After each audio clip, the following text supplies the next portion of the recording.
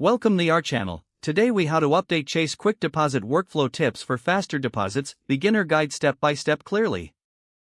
To update your Chase QuickDeposit workflow for faster deposits, first, ensure that you have the latest version of the Chase. Open the app and log into your account using your credentials.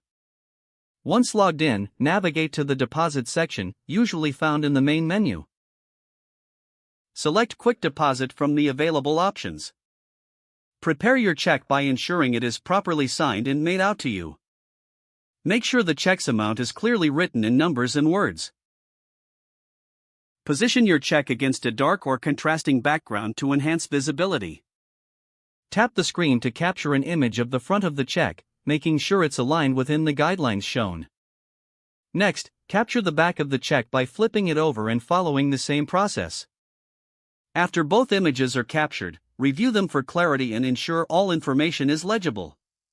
Input the amount of the check in the designated field.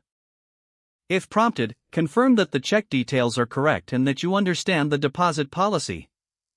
Select the account where you want the funds to be deposited. Tap Submit to complete the deposit process. Check for a confirmation message indicating your deposit was successful. To streamline future deposits, consider enabling any available shortcuts or settings within the app.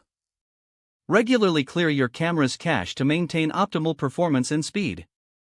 Finally, keep track of your deposit history within the app to manage your finances effectively. If the page does not load, refresh the browser or try again in a private or incognito window. Make sure you are using the correct email address, then retype it carefully to avoid small typos. If your password is not accepted, use the reset option and create a new strong password you can remember.